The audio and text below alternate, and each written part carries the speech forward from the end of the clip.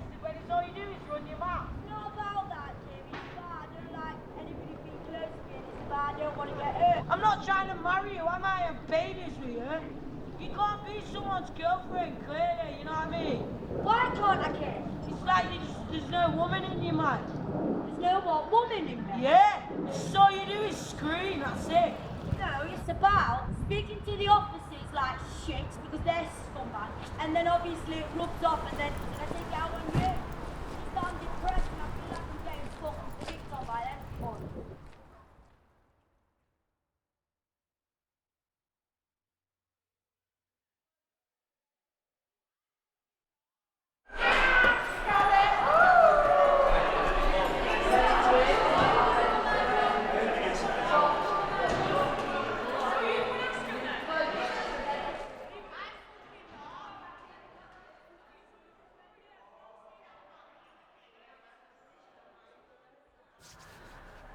What do you think when you look out there? It's not a good sight to look at every day. I try to avoid looking out the window, to be honest. I don't really shout out the windows. I'm not one of the window warriors. Is that what they call them, window warriors? Yeah, I tend to keep myself to myself a bit. All these bits Billy made, Billy's photo, and for the last Christmas we were out together. I love you, best mum in the world. He made this before I came into jail, but I took it to court with me on the day I got sentenced. So yeah, that means a lot to me. Everything that I've got in here keeps me going. It just shows that, and for once, I've got a partner that does care about me, and I've realised my son does really need me and care about me, and he's proud of me despite that I'm in prison.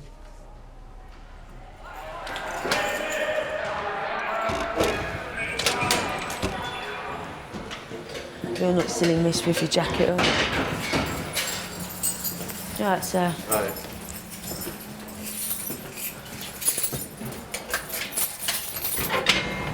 Cheers, miss.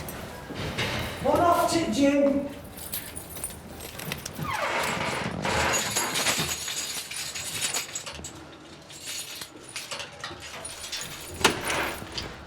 Jeez, it is freezing. Oh, you're on over Christmas? Yeah. Christmas Day? No, I've got Christmas Day off this year. I've been lucky. Best at time I am, though. I'm at gym Christmas Day. Mad, and I. Oh, yeah, you're right.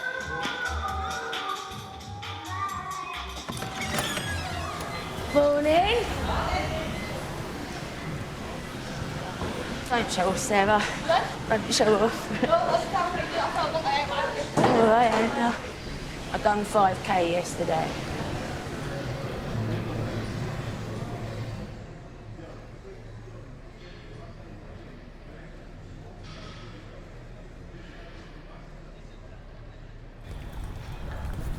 You got mixed feelings about what's coming up?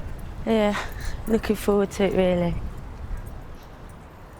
A new adventure, as they say, helps time pass, doesn't it?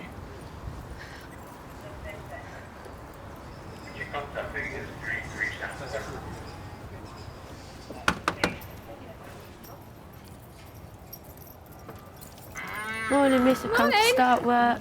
Eva, do you want to come over here and help Tracy get some uniform? Hi, welcome, I'm Eva. Hi, Eva. Come on then. All right, Tony. Yeah, right, Tracy, Bobby. We're all in delectable pink. Will I need shoes? Just wear your normal trainers or whatever it is. When did you first go to prison? Because you've been in prison... When I was 18, 19. Yeah. And then it sort of stopped. I was always in and out. I was in and out quite regularly. 16 was the first time I went to Holloway. And I was in and out all the time. Really silly things, burglaries, fighting with the police. That was my main one. When the police would arrest me, I always kicked off with authority. And then I stopped all that when I was 21. I had my two oldest children. Then I got into a volatile relationship after their dad. My two youngest had to go into foster care while I was pregnant because I was in and out in hospital and lost another baby. So, He beat you up? Yeah, and I fell down the stairs and went into premature labour. But he actually survived for 46 hours, so that was a bit of a hit. You ready, Tracy? Yeah. Oh, lovely. There's a name badge for you. Thank you. What I'll do, I'll get Eva to show you around, so you know where everything is, yeah, from day one. Yeah. Yeah? Yeah, Is that all right thanks, with you? Ross. Yeah, thank you. Eva, Yes? this is Tracy. She's going to be joining us. Morning. So do you want to show her around? Yeah. So she knows where everything is, yeah? Yeah, because Thank you. Is that right? Yeah. We'll get you a name sticker as well. So this went on, Most of my life, really. so in and out of relationships, Yeah. pregnancies. In fact, my relationship's been long term, but yeah, they've been pretty shit, yeah. But they've ended up in violence.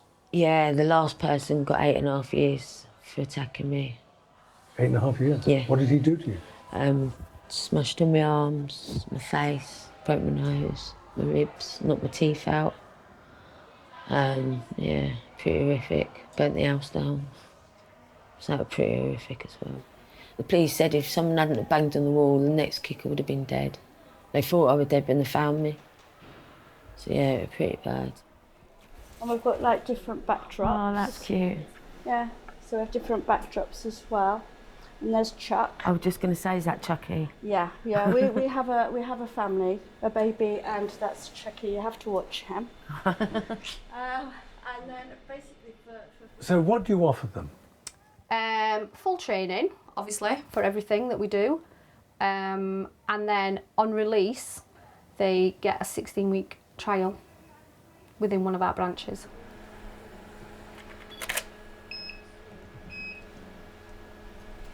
Oh, that one. I should have got all that out. Do you have to get all that out? Or? We can crop them on KPM. Oh, yeah. But if you come closer to me, Tracy, Yeah. you'll see the difference. If you come right close to me.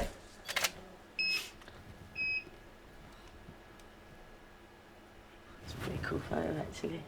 Do you see a difference? Yeah. But the edges we can cut out on the computers on KPMs. Yeah, I always wondered how they'd done that. Can you tell from experience which women will literally stay the course?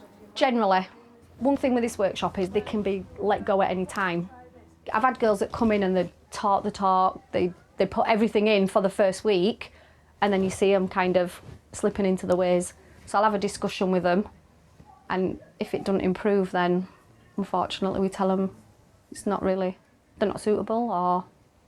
But when we get to that point, they're on the same wavelength as you and they know they're not suitable. We can't have these cups, can we?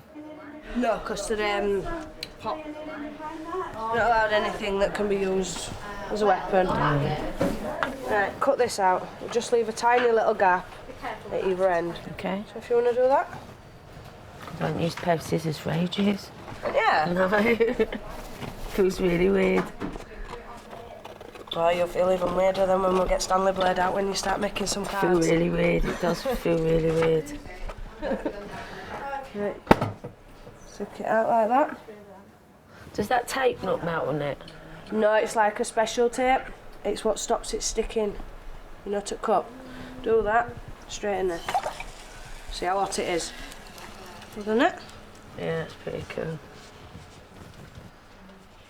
There's Batman cup. Yeah. It's mint that, doesn't it? Yeah. It's just like a general workshop in here. It doesn't feel like you're in prison. No, it don't. In here, it's quite open and relaxed, and only time you realise you're in prison is when Miss Dodd's screaming at end of day, I can't going, "Where's your believe I got tools?" to use scissors. It was really weird. I had a horrible childhood. I was abused, pushed from pillar to post. When I spent time with my nan and granddad, that was the best time. My mum was in prison as well, in and out. She went through her problems. Pretty crap, really. What about your father? Who did the abuse? Not my dad, no. My mum's boyfriends. So nothing to do with my dad. My dad was in and out of prison most of his life, so. Can you describe what has happened to you over these years? I've been raped, I've been sexually abused, I've been sold, I've been beaten up all my life. My house is taken away, my children gone, children's deaths. So yeah, I've lost quite a lot, but yeah, I am coming. I've always thought it's my own fault, or it should happen. It's just, oh, I've just been beaten up again, do you know what I mean? It shouldn't be happening, but it has took me to get here to realise quite a lot about it, yeah. About yourself? Yeah, about myself, yeah. That I am better than that.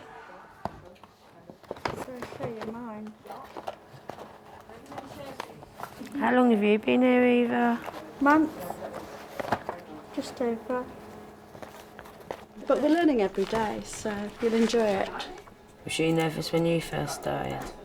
Yes, because it was daunting. You know, like I say, I can't even work my smartphone. My children have to help me, so, you know, but if I can do it, I'm still learning.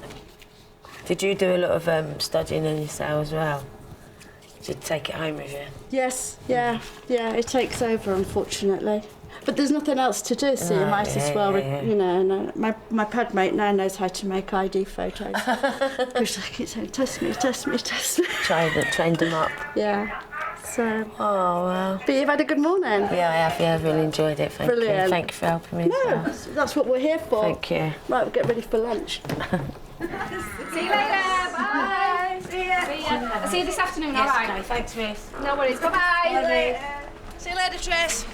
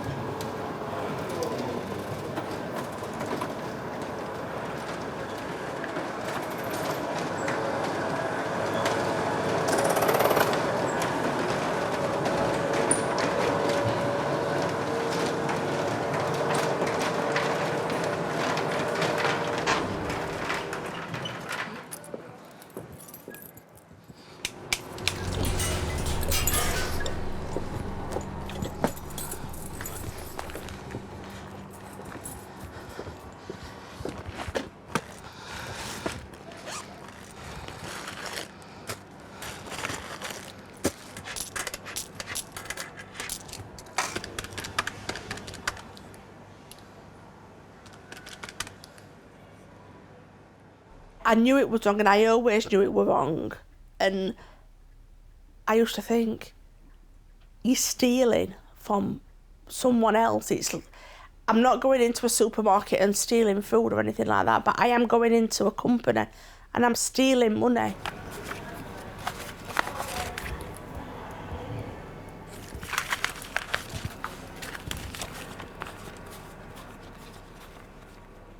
We just got into a lifestyle of going to the pub from work, and because we'd got no commitments at home, it just sort of like, it just escalated, and the more we drank, the more we couldn't afford to drink, but the more we wanted to drink.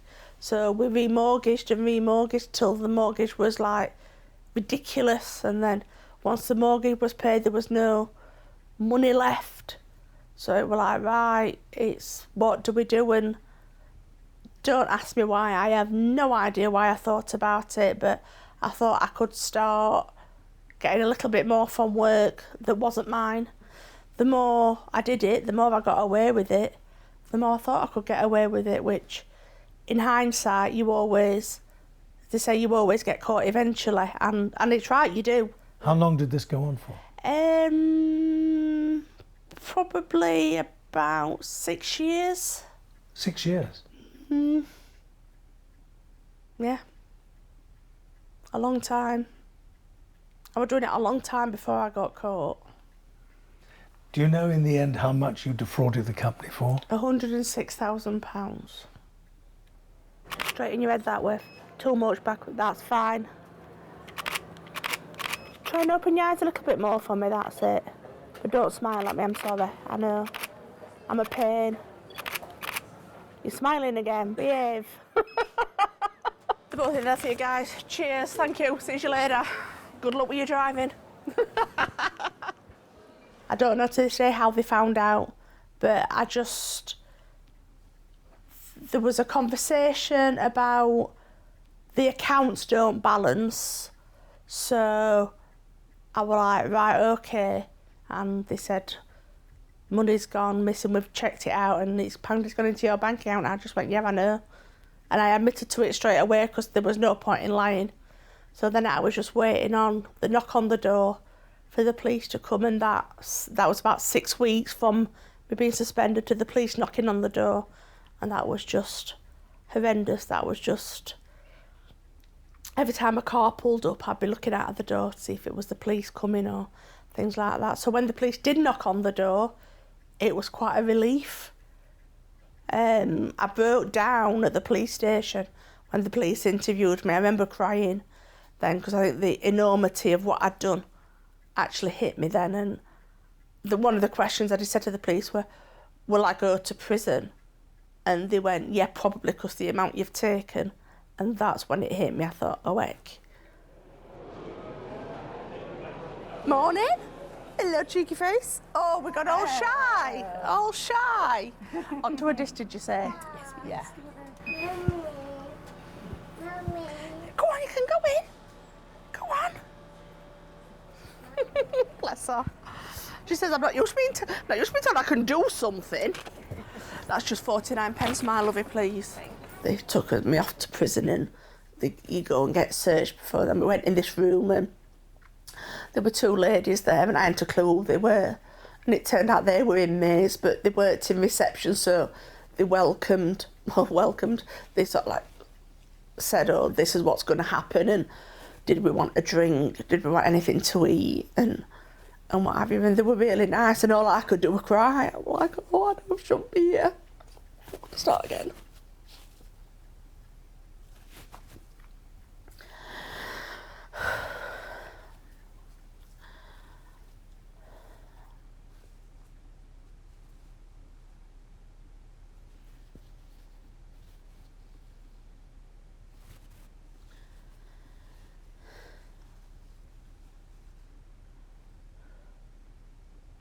There were people there that it didn't make a difference to them because they'd done it so many times. It was just normal to them, and some of them were even on first name terms with officers because they'd obviously been it. And I was like, where do I go? What do I do? And the officers were lovely. They were quite kind. But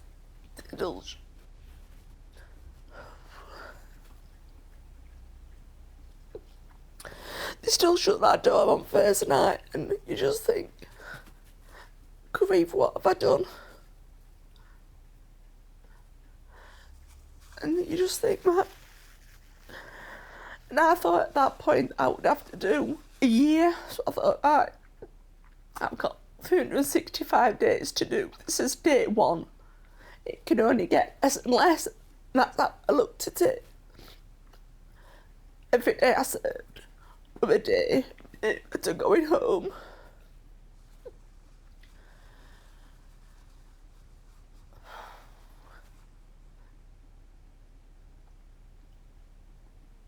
It didn't get easier. The more you did, the more you got used to the routine, the more you knew where you had to go, what time you had to be there, what time you had your meals and everything. So then it did get easier. And then someone mentioned that there was this Max Spielman Academy, and I was like, what's that then? And they were like, oh, it's like the photo shops on the high street. There's an academy in here, and they show you how to work all the machines and everything. And I'm like, someone's actually going to teach me to do a job and possibly get a job when I've done. I'm like, no, that I'm in prison, that, how can that work? That's just, and that just didn't compute in my head that anybody in prison would train you for when you came out. I was like, it just didn't make any sense whatsoever. So I thought I'd give that a whirl, and I went in, and this academy were there, and there were these nice ladies in uniform, and they were teaching you to make canvases and mugs and coasters and all sorts of things. And I'm like, this is brilliant. I could quite do this. But still didn't believe, because I were in for fraud, that anybody would let me work in a shop and handle money. And I don't think I believed it till I actually walked into Crystal Peaks on that first day when I come out, that it were true. There we go. I'll pop them in an envelope for you. Thank you. I'll come and size them for you in 1 minute, my lovey.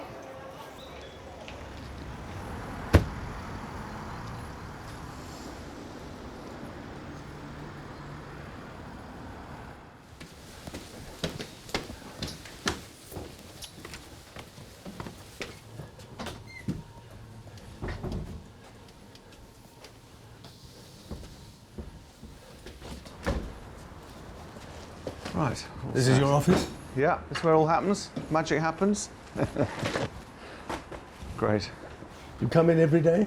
No, once, twice a week. Yeah, that's it. Round shops quite a lot, a couple of days a week. Yeah. Then another 1 day a week. All my other stuff. What first got you interested in prison? I don't really know. Thanks, Martin. I don't really know. I think what I found when I first started going to prisons, it just sort of gets under your skin. Loads of people I know who are involved with prisons now, it just gets under your skin. When you realise what a waste and what a mess it is, and what potential these people have, you can't help but get more and more interested in it and want to understand why and see what we can do to help.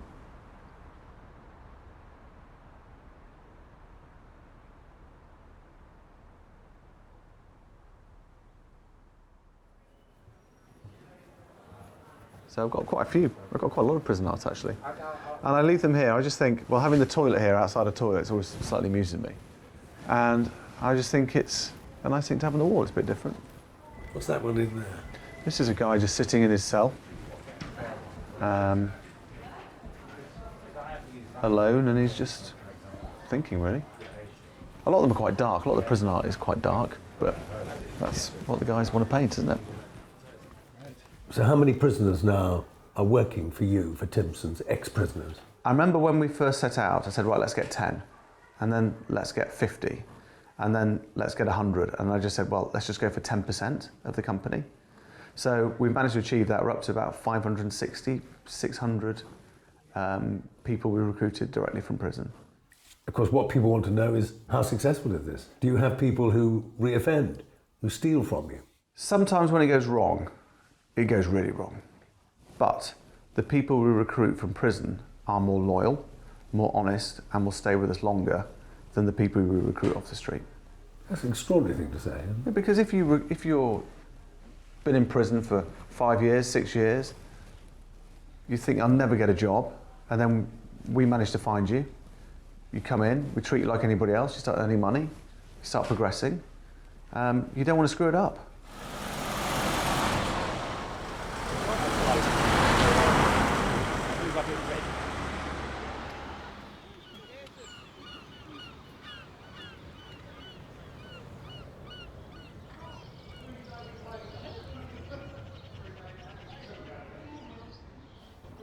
Feel nervous? I don't really suffer from nerves, but I'm just a bit excited, really. Right. Yeah. Well, shall we go? Oh, let's do this, yeah. I'll just grab my jacket.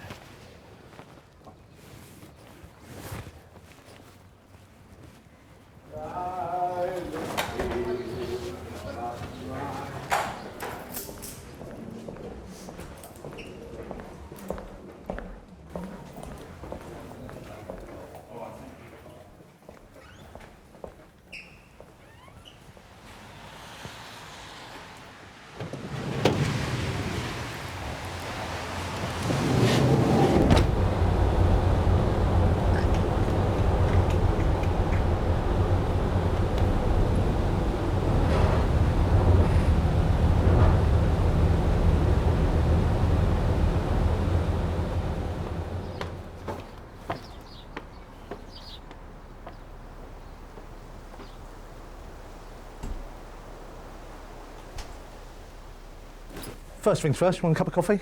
Oh, I'd love one, yeah. Cheers, mate. Just round the corner here, mate. Tea, coffee, hot water. Thank you. Help yourself. Nice one. Cheers, Find mate. a cup. Thank you. This was set up as, you know, a training academy, and we had Rochester, Stamford Hill, East Sutton Park, Ford, and Cookham Wood may be coming on board, the young offenders. All prisons? All prisons, yeah. Those will be let out on temporary licence, which is ROTL, released on temporary licence. So they will come here daily on licence for a certain amount of time. They will do their job, then they will go back to the prison. I'll take you up to the staff room, mate. All right, mate. And I'll introduce you to the rest of the chaps and chapesses, and then we'll have a little chat about the training and everything up here. Yep. This is David. He's the new guy from Ford who's coming on board. And this is the restroom, mate. Cool. You've got all right, mate. Ramel. Good. Nice to meet you, David. Hello, mate. You all right? You've got Wally. Michael. I wanted to become a DJ, so I started going to these parties. I fell in love with them. I thought this is fantastic. This is great. And then before I knew it, I was becoming, I was a regular at these parties. And then I was helping to organise the parties. What goes with parties? Like, party substances. What do we mean by party substances? Cocaine and ecstasy, really. That's what they want at parties, and that's what they got. Goggles on, dude. What I'm going to do is just take that off. That's quite a new bag. So if I go hard on that with a stiletto, it's going to take it down. Yeah? And suddenly she'll be walking. Yeah. Suddenly her 6 inches goes to 4 inches. That's always a bad day out for a lady, isn't it? When you tell her it's 6 inches and give her 4. Yeah? So, I shouldn't have said that, should I? What I'm going to do is just take the top of that off.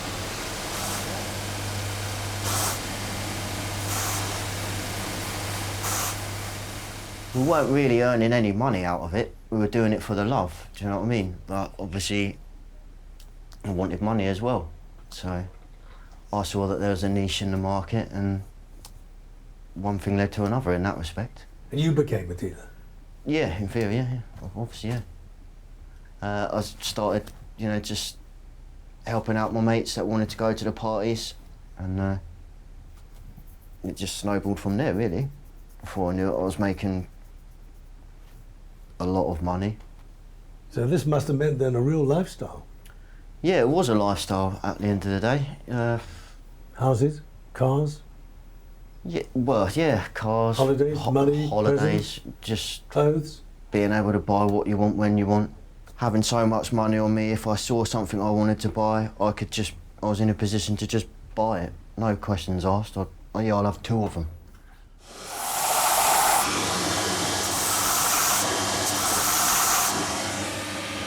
So, now bring that one level to that, yeah? Nice and easy. I'll leave you in Keon's capable hands to I've never been called that before. Like, cameras are here, mate, so I've got to pick you up.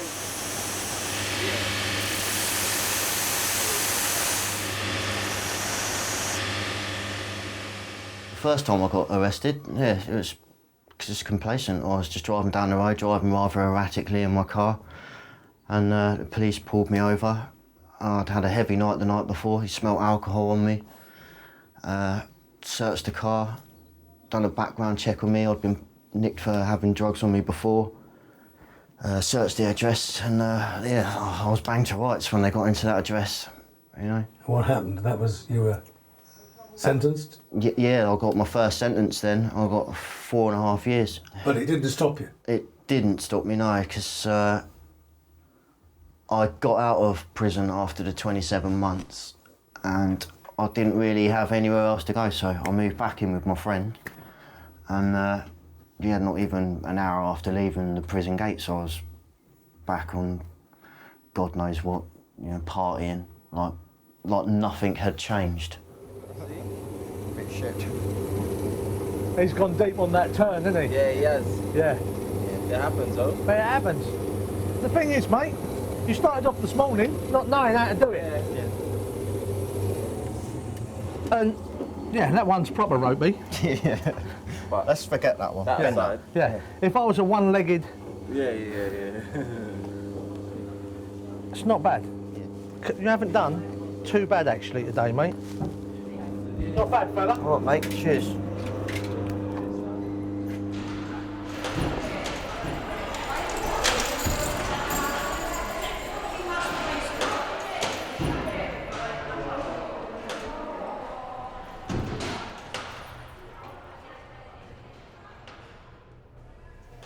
Can you tell us why you're here now? What was this latest?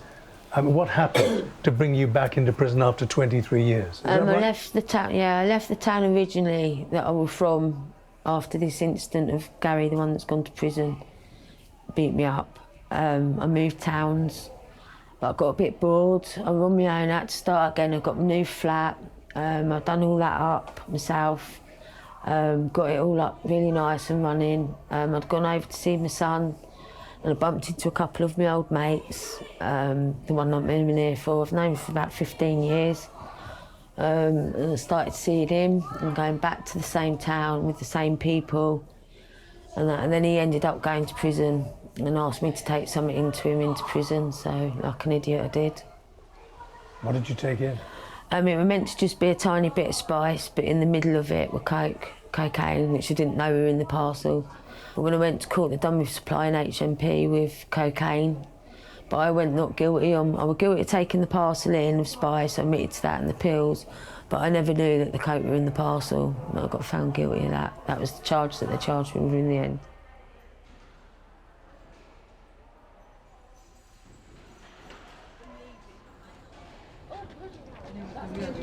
You can go back to your travel lodge.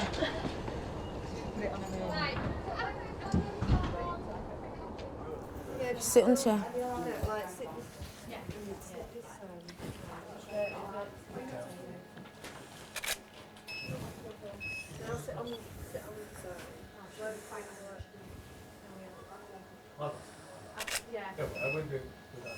I think the one's cropping down a better. That's the best photo shoot I've done. Is that a more twice that is it? Yep. So yeah, I'd get bonus for this. I've got my name. Write your name and number in there. And your wing. So how's your Spielman training going? Okay, yeah, doing really well. Done most of my photo gifts. I've got 2 skills done. And one with my third. So I just need to have my test taken.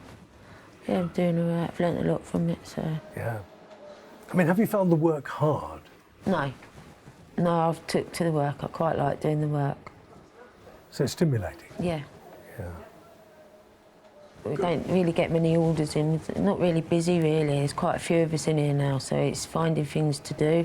We all do our skills, but you can only keep your head in a book for so long, really. Like tell. Snapchat changes all your face. Yep.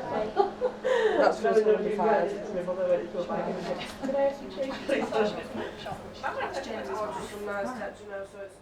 Everybody so far I've seen that's gone out comes back in.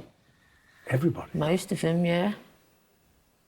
Dozens of women, you mean? More or less, most of them. It's not a hard way to live. I suppose if you've got no one to care about you and nowhere to live, it's a roof over your head and you've got friends here. What's your response to that? I stayed out for 23 years. I don't want to come back.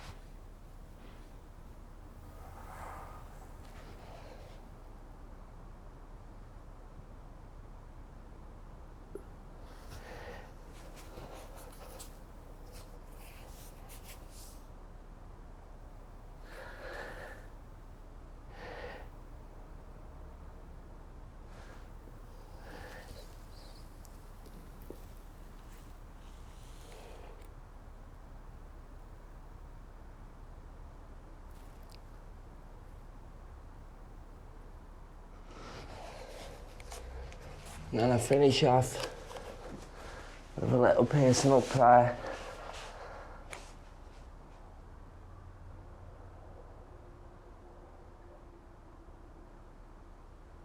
By doing a little prayer every day, that sees me through the day. It helps me to be completely calm in myself. It does so much for you, so it's untrue.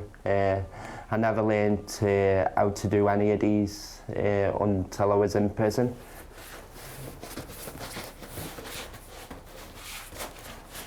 That's loosening my bones up a little bit too.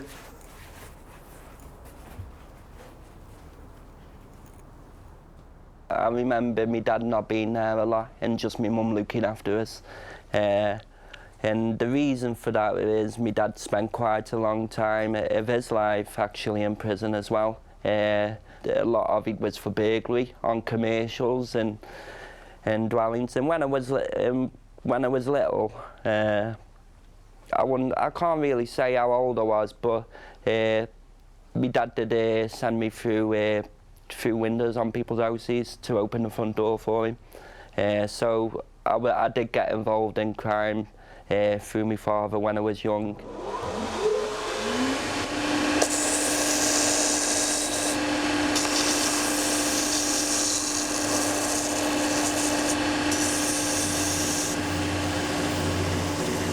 I always say to myself when I'm doing a pair of shoes, would I be happy with that repair?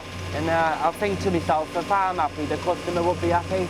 You know, little tiny things that I can leave off sometimes, just around the edge, and I think I'm not happy with that. But I try to get every single job absolutely spot on. Some I don't, but 9 times out of 10 I do.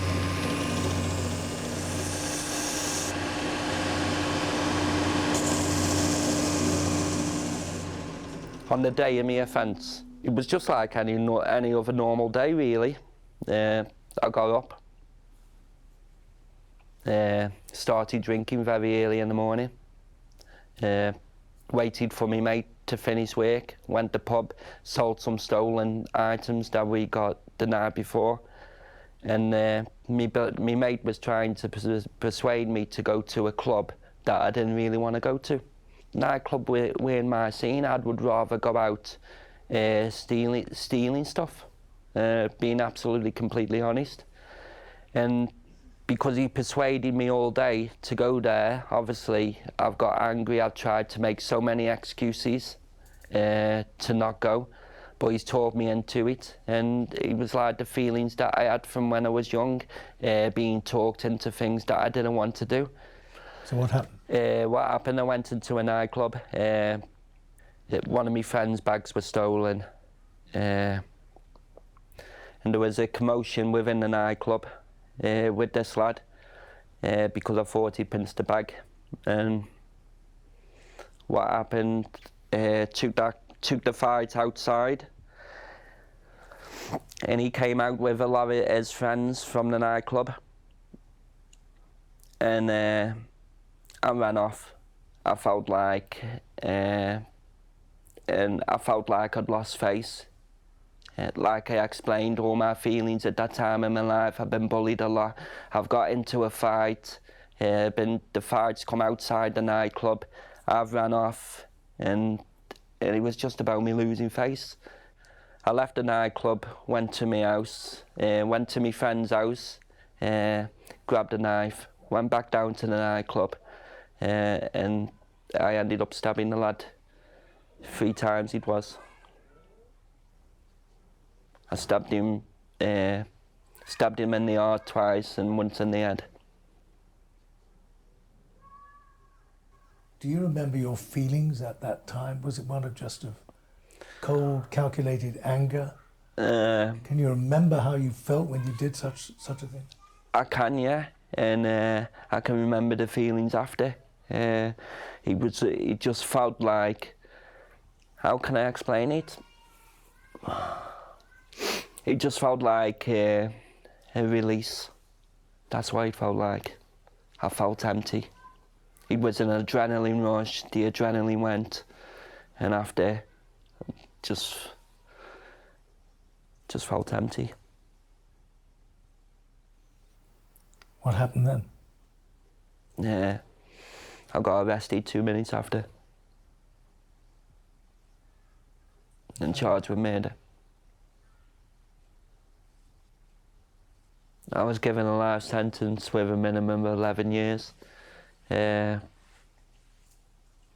I ended up spending 17 years inside. Why did you serve so many more years after your tariff? It's like I said, them first 5 or 6 years of my sentence, trying to get my head around of actually what I've done, and this is so real. You know, I'd wake up in the middle of the night, having bad dreams, having sweats and things like that, and couldn't take myself away from it. And the only thing that I could reach for to take me feelings away from that numbness that I felt was I discovered heroin in prison.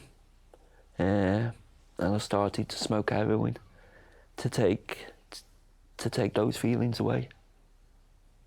And did you take those feelings away? Not completely, but it helped. So 5 years in, you begin to change. By the 11th year, your tariff year, right? Theoretically, the parole board could have considered your release. Yeah. But they didn't. Yeah. What was these remaining years? Why did you stay in it was prison, not still, convince people? It was still a lot of remorse that I was feeling at the time. I felt like I didn't deserve to be out of prison for what I'd done. I really did. I tried still to punish myself, even though I'd done loads of courses. And when times were coming up to me parole boards, I absconded. I absconded from prison 2 weeks before my parole board that I was due to be released out because I was scared of being released out. Is there any chance you could cut me one of those? Of course I can, it's £6 for one. Yes, if you no decide problem. to have any more than one, you get every key half price. Just the one, will do. Just the one, yeah? Yes.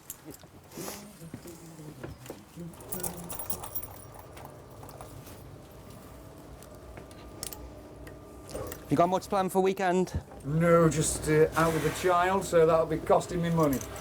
Oh, it's expensive, isn't it? Children all, aren't they? I'm glad I've only got the one.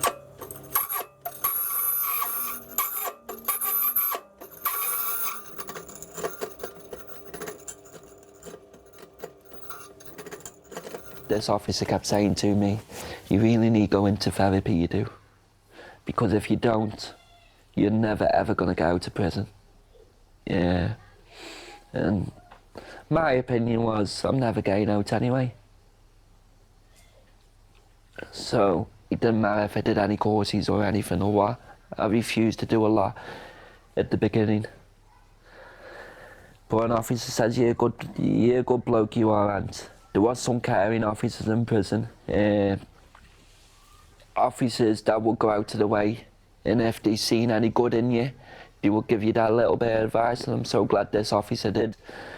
I ended up spending 3.5 years on a therapy unit at Gartree, and it's one of the best things that I'd ever done.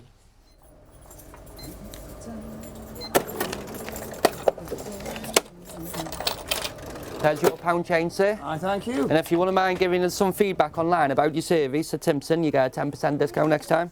Oh, happy days. And he tells me to get a few comments down for the shop. Thank Not you a very problem. much. Have a nice weekend. Thank you very much. you. Cheers. When I got out of prison, I wrote to Timpson's myself. I think I sent off an application form. 2 or 3 months down the line, I had an interview. And the bloke who came to interview me, he says, you've got the personality to work in one of our shops. I think you make a cracking colleague. And how did you feel about that when he said that? You know, I was going through a lot of struggle when I first got out of prison, you know, and to have that opportunity, and for somebody to come along and give you a job after you've just tried to apply for over 200 jobs over the last 4 or 5 months, and you keep getting knockback after knockback after knockback, and it affects you. All knockbacks affect you, and to be given that opportunity, it was fantastic. Coming to work gives me that structure, and I do it. And today I would explain. Today I would explain how my life is. I would say he's completely. How can I explain? I've got lost. Try. I feel normal. I actually feel normal, like any other normal person who goes to work every day. I'm not back in that life which was chaotic and erratic, drinking, taking drugs. Yeah, he's the complete opposite. And working for this company, that's what that's given me. Normality. Normality, yeah, completely. I've wasted a lot of my life. I've wasted the last 38 years. It's only these last 2 years that my life's starting to begin. So what's your biggest regret in your life?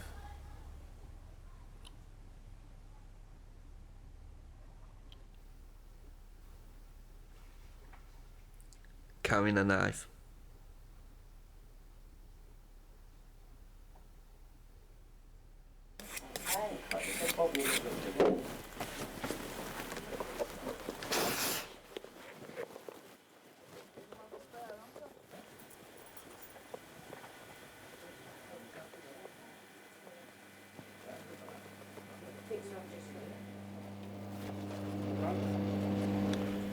Who sharpened your knife?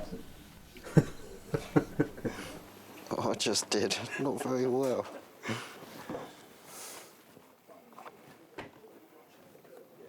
I was out for like 18 months. And I was working, I was dealing, and I was constantly partying, doing whatever I wanted. And then my licence finished, so I could go on holiday again, brilliant.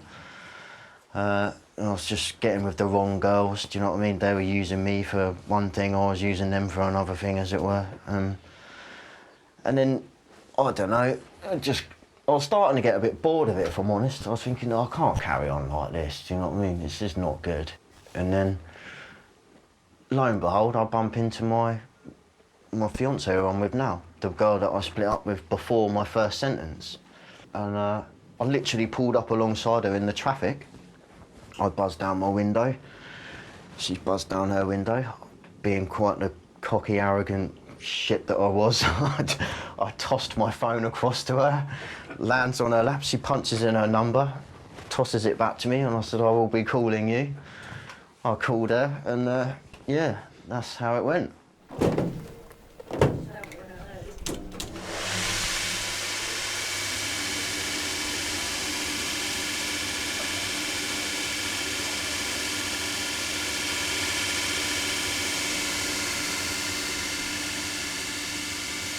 She was like, what are you doing? You know what I mean? You haven't just got out of prison, but you've been in prison for this. What are you doing? And I was like, yeah, I know, what am I doing? And she said, look, you've got to sort it out. If you want a relationship with me, then you've got to stop what you're doing. And I thought, yeah, all right, fair enough. And just as I was like getting out of the game, as it were,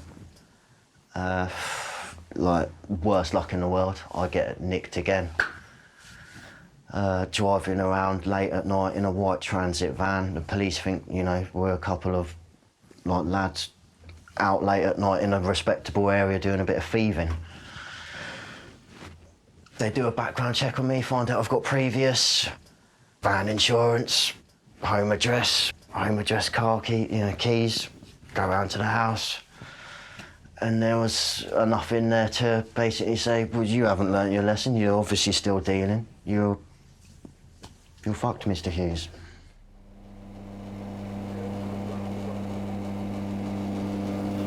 All done? I believe they are ready. Let's have a look. Wow. Look like new.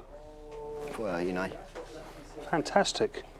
Right, I'll put those with the others. You've done all them shoes. Well done. Let's have a quick check.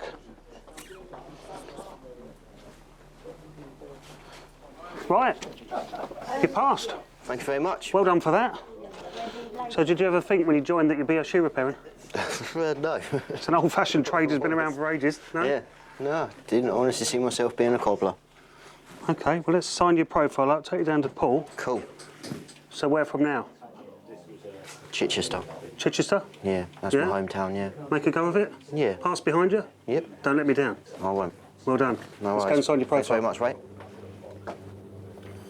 Let's go down and do that. In the early days, it was hard work because no one knew what we did and it was a story. So with the headlines. I mean, on a regular basis we had, I mean, the worst one we had was Killer Cobbler Cuts Keys.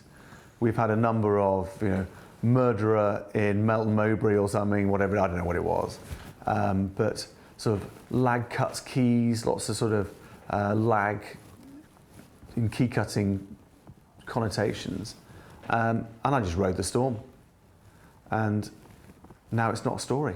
Well, it's obviously not stopped customers coming in. Nevertheless, there must be some people think, excuse me, I want a key cut and you're giving me an ex-offender, a guy who's burgled possibly my house or down the road. So imagine we had a PR department and a marketing department, and I said, right, okay, I've got a great idea for our key cutting business. We're going to go employ loads of people who've been done for burglary, armed robbery, and so on, and we're going to teach them to cut keys. Isn't that fantastic?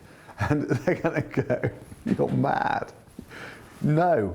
Well, fortunately, we don't have a PR department, we don't have a marketing department, and we've just done it, and it's okay.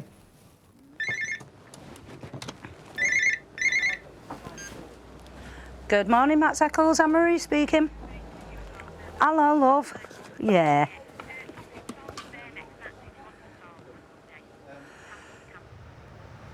No, they don't work in here, Julie. Have you tried Altrincham? All right then. All right, thank you. Bye.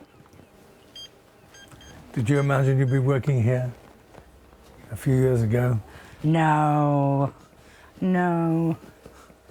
But look at me now, you know? Could I book a passport? Take a seat on that stool. I'll just grab my camera now. Very much. One thing everyone will say when they have a passport picture taken is, oh, I look like a criminal. You know, and you think, no, in your head you're thinking, no, it's just me, that's one that you love.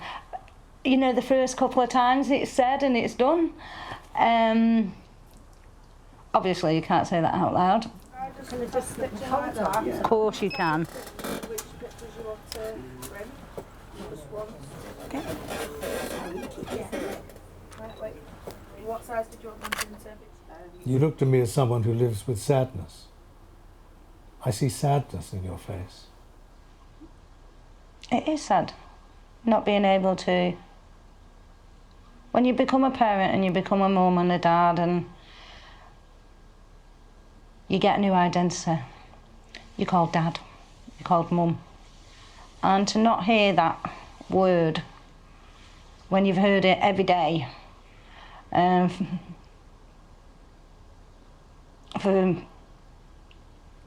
most of your adult life, all you've ever heard is the word mum, mum, mum, mum, mum, mum. And then all of a sudden no one calls you mum anymore. And it is hard, and what I've gone through by not being called mum is hard, but I'm hoping one day they'll call me mum again. Okay? You like them? Yeah. Okay, so I'm just going to make it all the right size for you. 2 of those. Yeah, I'm very impressed with them. This all started when someone did something against one of my children. And that's when my life turned upside down. What did you do? I phoned the police straight away, phoned Child Protection Services.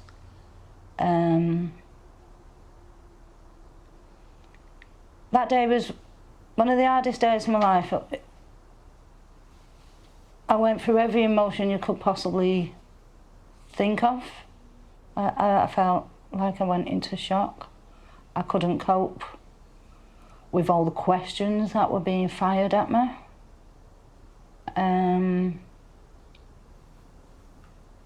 It was a very, very emotional time. And that's when I started to take drugs. The reason I did that was when it happened, I was asleep. If I'd have been awake, it wouldn't have happened. So I started taking substance to keep me awake. So when the children slept, I was awake. So I was able to watch over them. And then when the children went to school in the day, I'd sleep. And then I'd pick the children up, and then I'd take it again to make sure that I was up all night to watch the children. But then I became addicted to taking it. What were you taking? Amphetamines. And it was just a downward spiral. I felt as though I was trapped. I was scared of going out with the children. I was scared of doing anything. I just wanted to protect them. I just wanted to keep them in the house and just protect them from anything happening to them. But what I was actually doing was letting them see me drink and letting them see me in the state that I shouldn't have been in. So eventually they went to stay with the dad while I got myself right again. But I think that was a mistake as well, because if I'd have kept the children with me, I would have had more help to get off the drink and get off the drugs. But once the children had gone, all help stopped. The temporary housing that they'd given me for staying in with my children was took away from me. I couldn't return back to the house what I was in before, so I was homeless. So that's when I became dependent on staying with people, you know, a couple of nights here on a settee, a couple of nights there on a settee. Well, unfortunately, all these people were into drugs and drink as well. So one day I was speaking to an acquaintance and saying how I wanted to get this house and I wanted to be part of my kids' lives again, and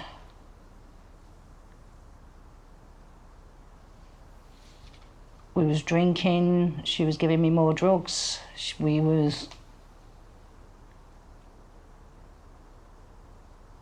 Then she gave me an idea of how I could get money to get a house, to get a deposit, to be able to move into a property closer to the children, to get out of Manchester, to get away from the drugs, to get away from the crowd that I was actually in with at that time. And that idea was to bring a small quantity of drugs back into the country. I was given the package that I was to carry back while I was there, and then we boarded the plane back from Spain to the UK. We went through their customs and their border absolutely fine. We got back into Manchester Airport. We got off the plane and we were just walking out when I was stopped. I know they were expecting me because they addressed me by my name. What called you out?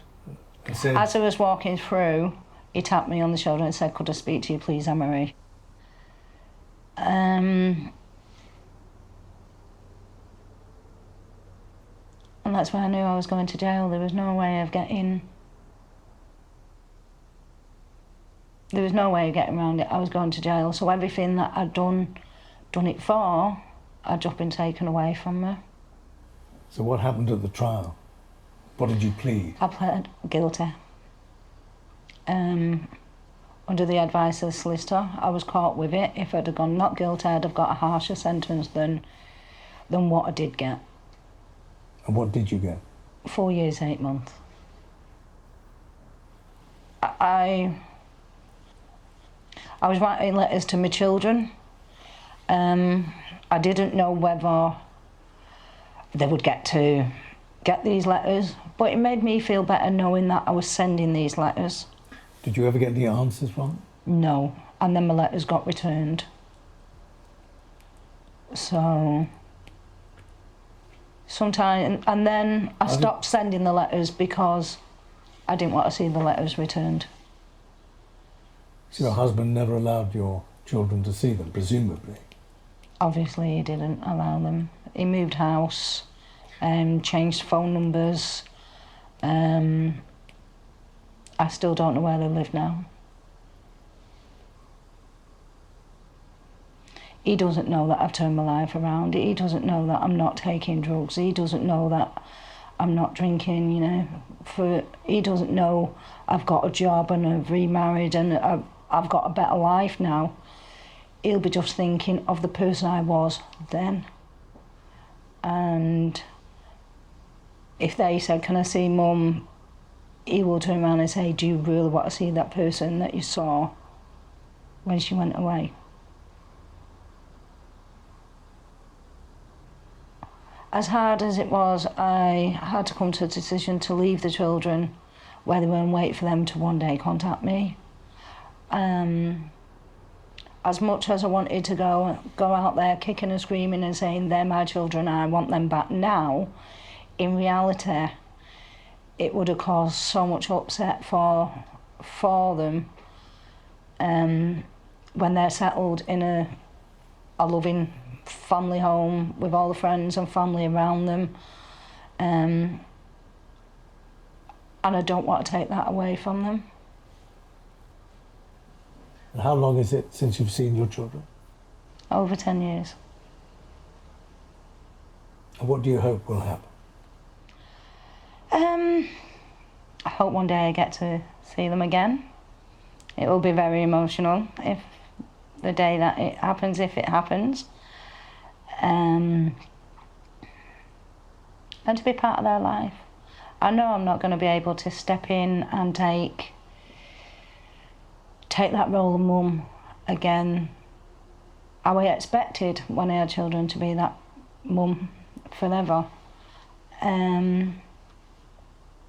Just to be part of their lives, I would accept. But can you also accept the worst possible scenario? They don't want to see you again. Yeah, there is that chance. There is that chance that I'll never see them again. But that's one of the issues that stays in the little box in the that I don't have to deal with yet.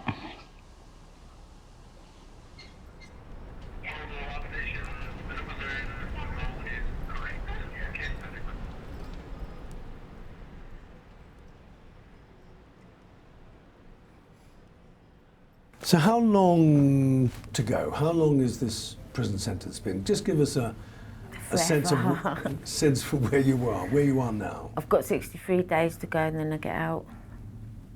63 days? Yeah, I'm counting. How do you feel about that? Nervous, but looking forward to a new start. Yeah. What's it been like since we last saw you?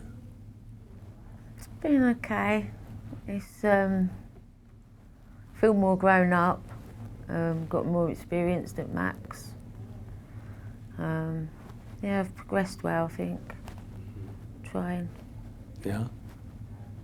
Have you had problems? Yeah, I've had a few, but... Want to tell us what they were? Split up with my fella, which was a bit gutting because I don't really understand why I come all this way, and then split up with me towards the end, but I'm glad I got to cope with it in here rather than on the out though. So yes, stepping stone, a lesson. Yeah. I guess. You don't know why? Yeah, he was with someone else. So how did that hit you? Not well. I sort of my whole life around him really, especially being in here because he's stayed with me all through my jail sentence. So yeah, it took a bit adjusting. Still getting adjusted to it, but I'm getting there. Tracy, you're going to show Claire how to do a canvas then, yeah? Because you've passed your skill on this, haven't you? Yep. There's all your tools. You can... So, I'll leave you with Tracy, yeah? Okay, yeah. No worries. Okay. Shout me if you need anything. Okay, will do, miss. First of all, we need to put the frame together. Are you sure you've got the right size frame? Do you want to tap it into shape so it's correct?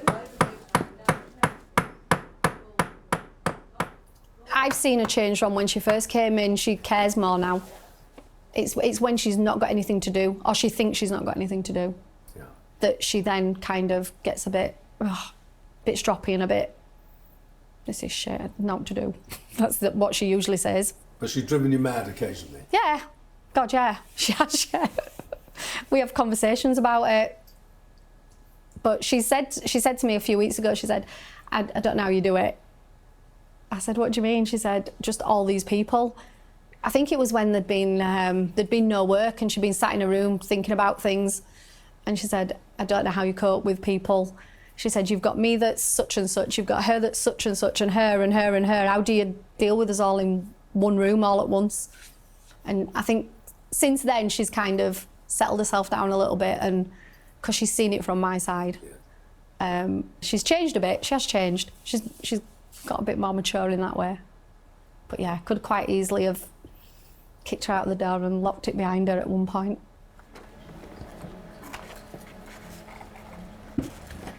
And obviously the more you do, the quicker you can learn to do them. Just getting the confidence on them and that. A lot of people get scared of the staple gun. It's all right when it works, probably. Yeah. And that is to push it at the back. You happy with that? Yeah. Happy? Yeah. Well done. Thank you.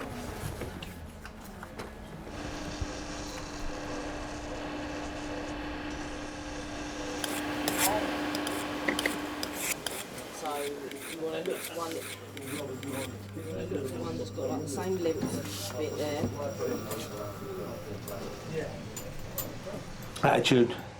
Attitude's been good, mate, to be honest with you. You've come in, cracked on with it. I know a lot of pressure's been on you. And yeah, it's good attitude. And if you take that with you, I think you do well in the shop, mate, to be honest with you. Yeah. So, very good, mate, very good. Problems with you. What problems have I had? Just maybe too good looking. There was that. I know you've put a few people off. No problems. I've got no other comments on you either. I think you've come in under all the actual stress and everything of what you've gone through to get here. Yeah. I think you've actually done well. So, when in full-time work after the 16-week trial period, how do you feel about the pay and benefits provided by the company? So your basic pay for the job will be the standard living wage, which is about 310 quid, isn't it? Roughly a week. To be honest, I've tipped more than that. Was that in the drug dealing days, sir? Yeah, it's not good. So, good, bad, poor? I want to say poor. No, say it, mate. Yeah. You know what I mean? Because I think it's quite a skilled job.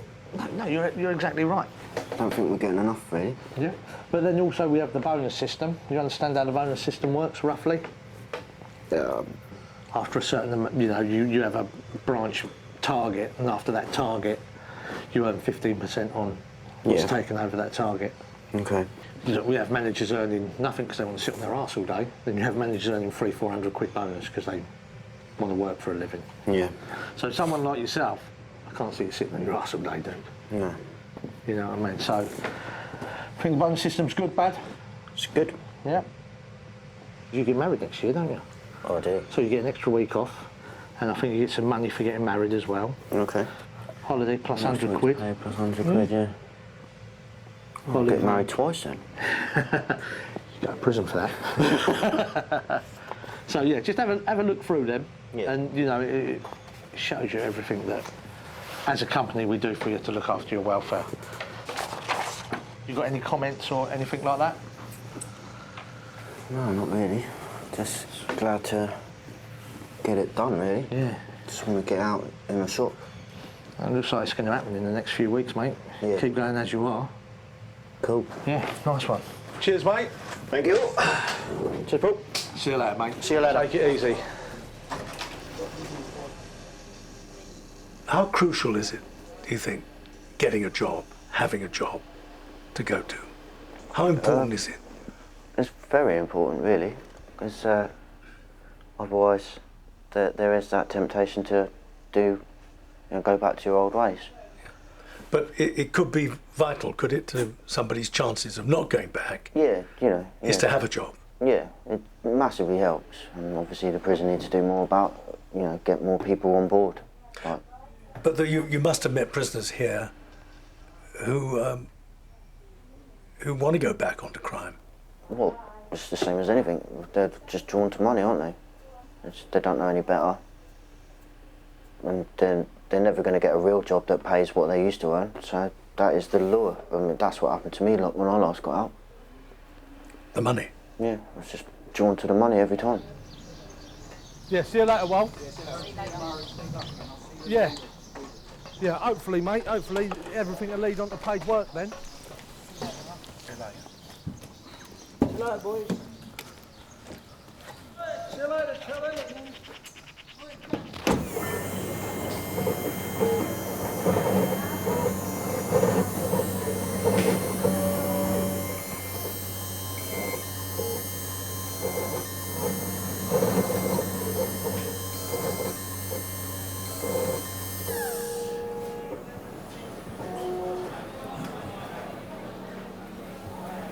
You know, I come from a really decent family, or despite my parents divorcing, there's no criminality there. You know, I was the first person in my family to go to university, get the degree, but then on the other hand, first person to go to prison. There we go. Okay. So, some new hills. Right. Happy with those? Yes, they look yeah. Okay. Yeah, good stuff. Let's get that in the bag. I'd lost my friend, very close friend of mine, in the March. He had a fatal car accident and was in a coma for several weeks but didn't make it. Then I went to Egypt for my 21st birthday in July, and when I returned from that holiday, I was told that my grandfather had passed away. And then in the October, I lost another friend. Got taken by cancer, sadly. I didn't seek help, didn't seek counselling, didn't talk to anyone, didn't open up, and just got trapped in a world of taking drugs, taking huge amounts of cocaine, just to function, just to get through everyday life, to numb the pain, to numb anything that I should have been dealing with, that grief. 3 times, if you like, you have to deal with that all. It just, there was no respite.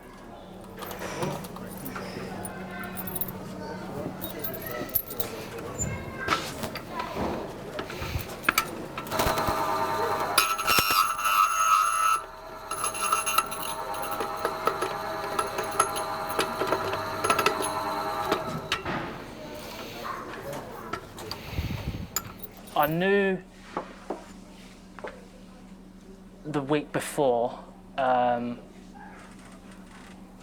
the other 3 co-defendants are planning something. I didn't know to what scale and to what degree. I'd asked to be a driver at that point in time, and I refused it. I didn't want to know at that point in time.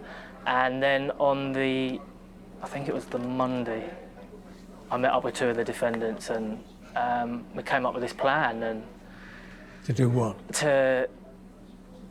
Well, at that point in time, to commit a burglary and to take high-value goods, jewellery, approximately £250,000 worth. Why did you decide to go with it? Because I was desperate.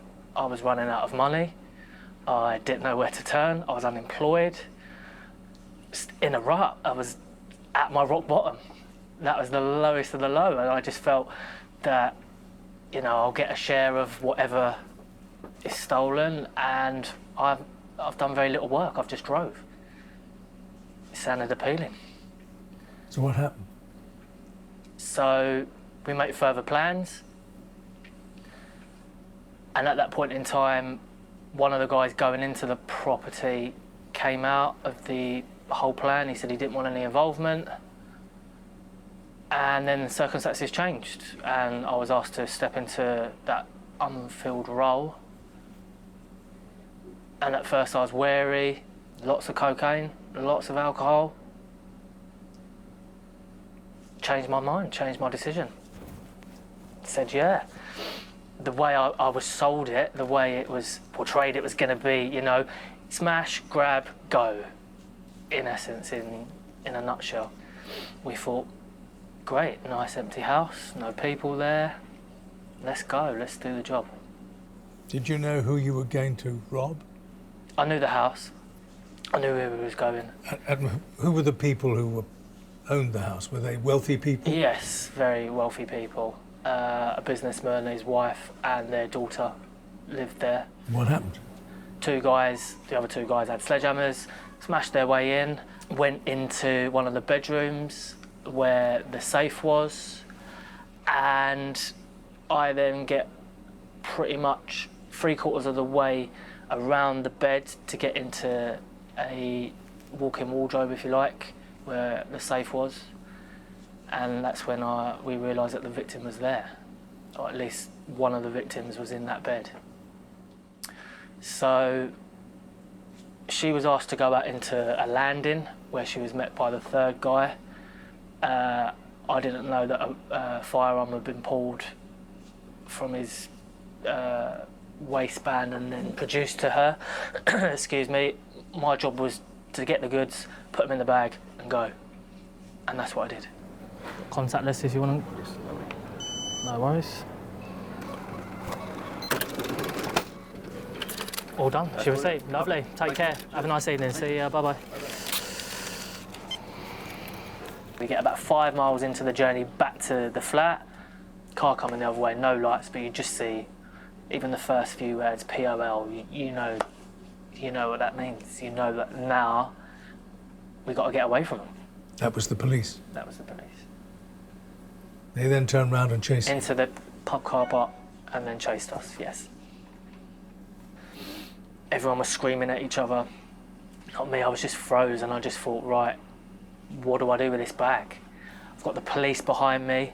I've got sledgehammers going out of one window, another sledgehammer going out of another window, my gloves pinging out. I've got masks on the floor, getting rid of hoodies, getting rid of as much clothing that can associate me to that house as possible.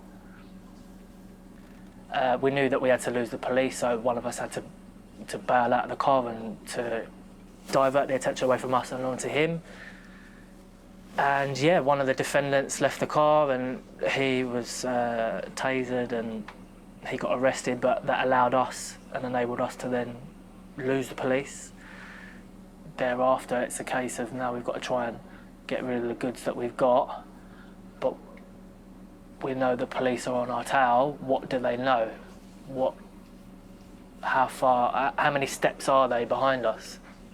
Things started to go wrong, so the driver, he got pulled in by the police, he got arrested. He tried to falsify an alibi to take him away from the scene and away from the event. The police obviously did their job and checked out that alibi, and it came back as false, and then the driver just crumbled. He literally just gave the police everything that happened. Thereafter, I was brought in by my father, who is a police inspector. He was off duty. He'd been informed about that I was involved, or at least suspected to be involved. It was like a sting operation almost, and then I can just remember my dad getting out of this white van, door sliding along, and just the car that I was in just being flung open, and I was cuffed, and yeah, then I was taken to a police station. You were arrested by your own father? I wouldn't say arrested, I was cuffed. He put handcuffs on you? Your own father? Yeah. What did you say to him to try and persuade him not to? Do you know, I can't remember exactly, but so many things probably. So many things. I probably emotionally blackmailed him. I think probably, yeah, definitely would have done that, you know. Tried to reflect the guilt, put the guilt onto him and say, what are you doing? I'm your only son, I'm your only child, why are you doing this? But yeah, 2 days before Christmas, on the 23rd December 2013, I got my sentence. I was told I had to serve 7.5 years. So half of that, so 90 months, half of 90 months is 45 months. You serve that in custody, and then the remainder you'll serve in the community, all being well. If you're not recalled and probation are happy with your progress, then you'll stay in the community. Is it these? Who cut the keys? Them 2 keys? Hey, yeah. 2 for 9, yeah? Okay, when you get home for me, test the keys.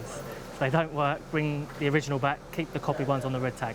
Yep. That proves we've got them, okay? Thank you. There we go, and that's your copy of the receipt there. Many thanks. Okay, thank you. Thank you, take care. See you, bye-bye.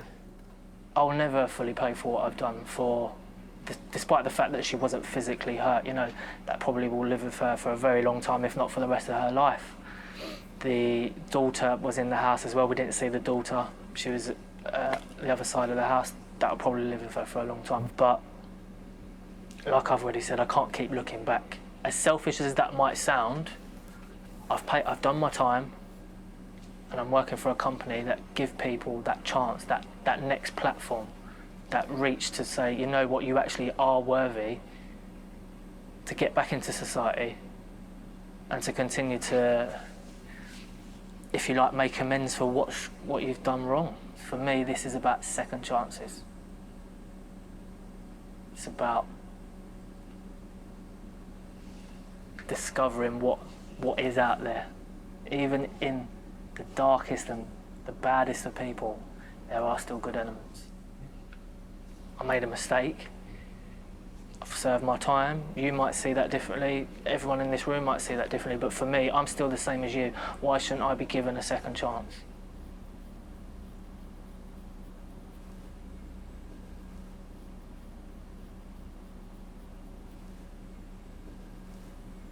I think we should call this film A Second Chance. Definitely.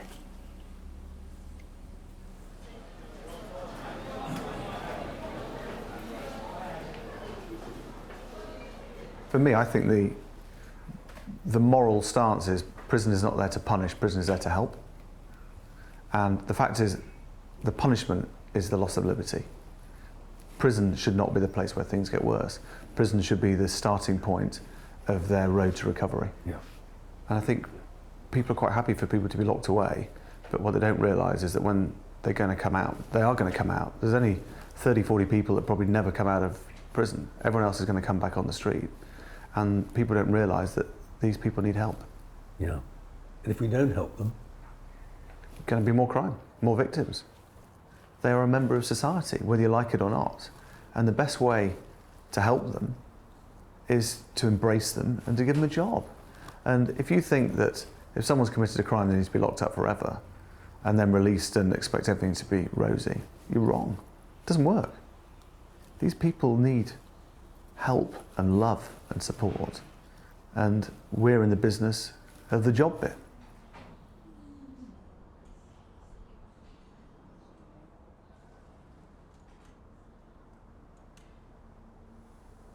Two and a half years. Yeah. Coming to an end. Yes. It's come to an end. Just a bit more through reception and I'm done. So this very morning, you're going to be discharged? Yep, can't wait. So are you the same Tracy that came here No. 2.5 years ago? No, not at all. Not at all. A lot wiser, a lot. But I've used my time well. I've come confident, so I didn't think I could use a computer. I certainly didn't think I'd come to jail and end up with a job. I never thought that would happen for 1 minute. You feel confident about that? No, it's a bit nervous, do you know what I mean? Starting afresh again, because I lost everything, so... What have you lost? Everything. All my belongings, everything. My cooker, my fridge, my freezer, my tellies, all my new furniture, my sofas. Lost everything. So Where's all that gone? it was left to a friend, but the friend decided to do a bunk with it all. Everything. So it's all gone? Yeah. So you haven't got any possessions whatsoever? Only what's in these bags and a couple of personal bits and pieces at Billy's, you know, photos of my son and that. There at Billy's. So your whole existence are in these two bags? Yeah, most of it's paperwork. And that's what you possess? Yeah. Wasn't worth it.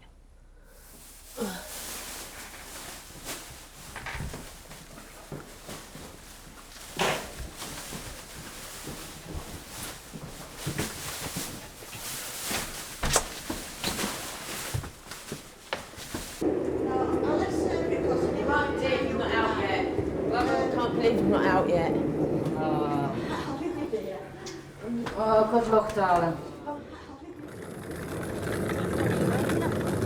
Max, I might go to Halifax. Oh, right. Oh, it's nice out here. Yeah.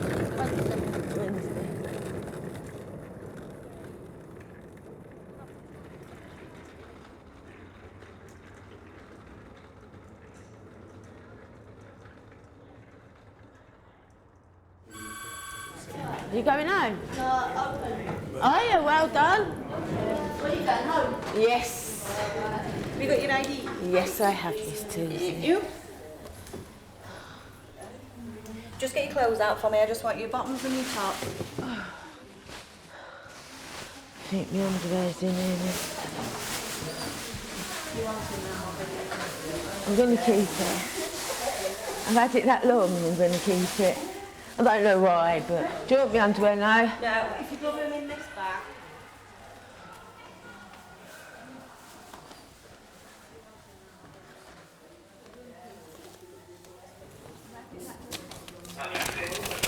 You'll be subject to a firearms licence as well. Do you know about that? No. No. Okay. Your firearms licence for a period of 5 years from discharge, which is today. Firearms licences, you can't touch anything that's got explosives. If you go to a firework display, you can't touch any fireworks, you can't touch any sparklers, no contact with anything that has gunpowder in. Okay? Any outstanding complaints? Just sign there for me. Licence commences today, 29th of the 10th, 2018, expires on the 13th of the 11th, 2020. Within your licence there are certain conditions, obviously to be good. Sign and date there. 29th. Oh You've got to remember your release date for sure. So you're going working for Max Field? Yeah, in Halifax. Got me a flat as well, yeah. What's your date of birth? 23rd, 11th, 73. So, you've got everything that you need? Yes, sir. Not see you again? No, never. See you later. See you later. Thanks, sir. No bother.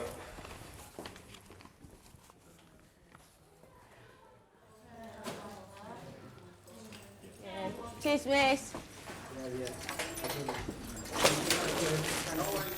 Thank you.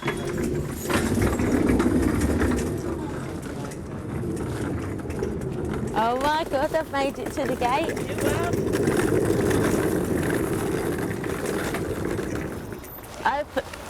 Sir, can you just lift this? I'll bring your trolley back in a second. So,